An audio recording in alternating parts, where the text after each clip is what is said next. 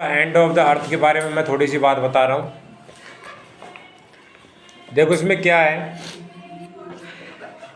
कि journey to the end of the earth is a simple travel story, यात्रा की कहानी है। The writer travels to Antarctica with a group of student. लेखक क्या करता है, अंटार्कटिका महाद्वीप जाता है जो बर्फ से ढका हुआ है, निर्जन महाद्वीप है, कोई वनस्पति कोई पेड़ पौधे नहीं है, वहाँ पे विद्यार्थियों के साथ जाता है। Antarctica is the coldest place on the earth. पृथ्वी में सबसे ठंडा स्थान अंटार्कटिका है। It is covered with ice and snow. बर्फ से ढका हुआ है। The writer describe the long journey by ship and plane. तो ये हवाई जहाज से, पानी के जहाज से ये यात्रा पूरी करते हैं। सी फील्स एक्साइटेड एंड क्यूरियस।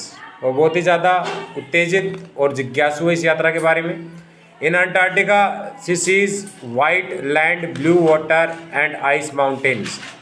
यहाँ पे सफ़ेद धरती बर्फ़ से ढकी हुई, नीला पानी और बर्फ़ के बड़े बड़े पहाड़ दिखती है। She also sees seals, birds and penguins. Seal पक्षी और पेंगुइन नाम के पक्षी मिलते हैं। The writer explain that Antarctica helps us understand climate change. लेखक कहता है कि अंटार्कटिका जलवायु परिवर्तन के बारे में समझाता है।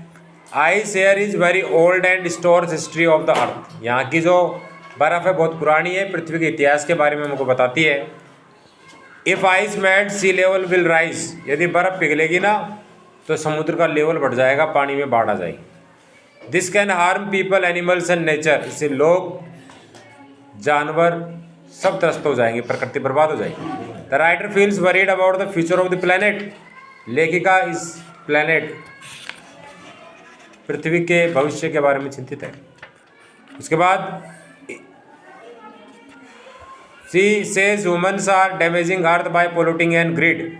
वो कहती है कि मनुष्य जो है ना, जानवरों को और प्रकृति को बर्बाद कर रहे हैं। The writer feels worried the journey teaches her respect for nature. ये यात्रा प्रकृति के प्रति उसका जो सम्मान है उसको बताती है। She learn that earth is one family. वह कहती है कि पृथ्वी एक परिवार है। All living beings are connected. सब एक दूसरे से कनेक्टेड है। Human must protect nature for future generation. कि इंसानों को आने वाली पीढ़ियों के लिए प्रकृति की रक्षा करनी चाहिए। The story is easy to read and informative. ये जो कहानी है ये आसान है। It teaches student about environment. यह विद्यार्थियों को पर्यावरण की जिम्मेदारी, केयर और देखभाल को सिखाती है। It inspire readers to love nature, save resource and think about the earth seriously. ये प्रेरित करती है पाठकों को कि प्रकृति से प्रेम करें, संसाधनों को बचाएं, पृथ्वी के बारे में गंभीरतापूर्वक सोचें। This lesson gives a strong message that protecting the planet is everybody's duty today and tomorrow's always. ये कहानी में शिक्षा देती है कि प्रकृति की रक्षा करें आज भी और कल भी। अब मैं तुम्हें इसके बारे में डिटेल में बताता हूँ, ध्यान से सुनना। प्रोफेसर जियोफ नाम से कोई आदमी है, तो वो किसी यूनिवर्सिटी में पढ़ाता है और अपने बच्चों को पिकनिक घुमाने के लिए ले जाता है और कहता है कि मैं तुम्हें अंटार्कटिका ले जाऊँ। अंटार्कटिका एक महाद्वीप है, वहाँ पे कोई नहीं रहता, वहाँ पे बर्फ ही बर्फ जमी है। 6 महीने दिन और 6 महीने रात रहती है वहाँ पे। पक्षी पेंगुइन रहते हैं, सील नाम के जानवर रहते हैं। समुद्र के अंदर कुछ नहीं है, बर्फ जमी हुई है। और यहाँ पे खास प्रकार की घास पाई जाती है, इसको फाइटोप्लैंक्टन बोलते हैं। दुख सुख पाके समुद्री जहाज से वहाँ पहुँचते हैं। बर्फीली चोटियाँ हैं, तूफान आते हैं, बहुत ही खतरा है जान को। कवि कहता है कि सब कुछ सही चल रहा था कई सालों से, लेकिन अब डिस्टर्बेंस हो गया। क्या कहता है कवि कि हमारे वातावरण, एटमॉस्फेयर में परत होती है। समताप मंडल, क्षोभ मंडल, आयन मंडल, बहिर्मंडल नाम सुने। इन्हीं परतों में एक परत होती है ओजोन लेयर, ओजोन मंडल। ओजोन एक गैस होती है, चारों तरफ ओजोन गैस का लेयर है पृथ्वी के।